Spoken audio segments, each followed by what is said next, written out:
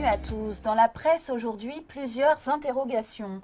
Confinement ou couvre-feu? Telle est la question qui agite jusqu'au sommet de l'État et dont la réponse, quoi qu'il en soit, risque de déprimer les Français. À 18 mois de la présidentielle, le Covid est-il en train de fausser le bilan d'Emmanuel Macron?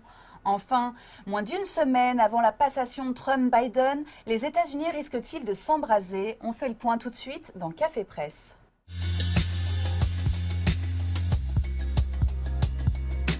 Ça recommence alors qu'un nouveau conseil de défense et de sécurité se tenait hier à l'Élysée, visant à faire le point sur l'épidémie. Les paris sont lancés sur les nouvelles restrictions que devrait annoncer le gouvernement. Au menu, on hésite entre confinement ou couvre-feu, mais dans tous les cas, les bonnes nouvelles ne sont pas au programme. La Dépêche du Midi s'attend au pire, tandis que le Courrier Picard, de son côté, attend un couvre-feu avancé sur tout le pays à 18h. Le Figaro, encore plus pessimiste, craint l'annonce d'un troisième confinement. Dans le viseur de l'Élysée, la crainte d'un scénario à l'anglaise et d'une épidémie hors de contrôle si des mesures fortes n'étaient pas prises le plus tôt possible. Vincent Trémollet de Villers évoque un compte à rebours éprouvant et absurde qui précède la conférence de presse du jeudi soir. Corps fatigué, esprit usé, nerfs à vif, nos concitoyens ont appris à comprendre avant même qu'on leur parle. Pour l'éditorialiste du Figaro, l'équation est simple, variant anglais plus hiver froid et humide égale confinement un peu, beaucoup ou passionnément et de fait l'inévitable retour à la casse-prison à domicile, heure de promenade comprise. Dans l'Union, Grégoire Hamid-Tamassed prédit que les décisions prises ne satisferont pas grand monde car économie et sanitaire ne cohabitent pas toujours si bien.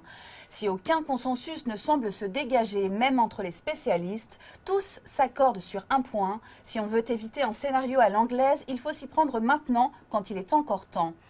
Mais toujours selon l'éditorialiste de l'Union, cela veut dire faire des choix forts qui n'auront pas un impact immédiat et ça, la population sous Covid depuis près d'un an n'est pas forcément prête à l'entendre. Pourtant, ce scénario pourrait cesser de se répéter grâce à l'arrivée enfin du vaccin. Le confinement est une défaite des hommes devant les mystères de la nature. La vaccination de masse illustre la capacité d'une société à les dominer, rappelle Vincent Trémollet de Villers du Figaro. Selon lui, ce devrait être la victoire de la politique.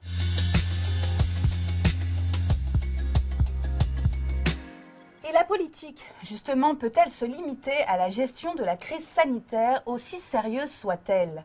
Pour Emmanuel Macron, la réponse est non, et le président craint de ne voir réduit son quinquennat qu'à l'épidémie de Covid-19. Hier, l'exécutif rendait public l'état d'avancement de ces chantiers à travers un baromètre de l'action publique, une base de données mise en ligne sur le site gouvernement.fr.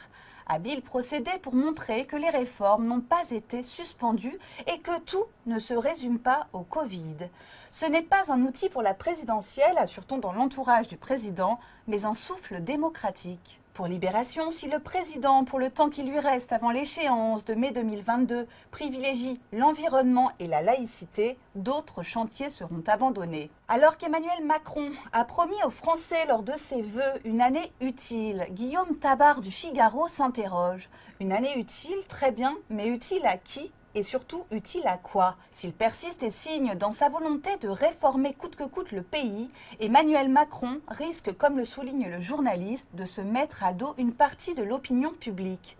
Un risque réel à 1 an et demi de la présidentielle. S'il ne fait rien, il peut être taxé d'immobilisme. Ainsi, conclut Tabar, on touche ici à l'équation impossible de cette fin de quinquennat, une année utile au redressement du pays ou à la réélection du président. Devra-t-il choisir?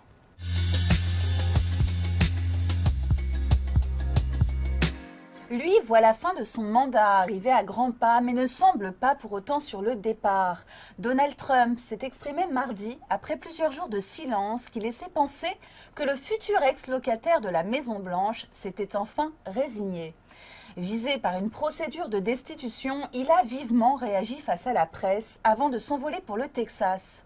Cette destitution crée une immense colère. Cette mise en accusation est vraiment la continuation de la plus grande chasse aux sorcières de l'histoire de la politique. C'est absolument ridicule. Renversant la situation, Trump a ajouté « Je pense que ça crée un grand danger pour notre pays et une grande colère. Je ne veux pas de violence ». Pour l'heure, le vice-président américain Mike Pence a refusé mardi d'invoquer le 25e amendement de la Constitution pour démettre Donald Trump. Cela ouvre la voie au lancement dès cette semaine d'une historique deuxième procédure de destitution contre le président sortant. Le FBI, de son côté, continue de mettre en garde les dirigeants des deux partis politiques face à la menace de manifestations armées susceptibles d'éclater dans les 50 capitales des États-Unis d'Amérique. Une marche d'1 million de miliciens serait en projet avant le 20 janvier. Le pseudo-appel au calme de Trump pourra-t-il éviter le pire?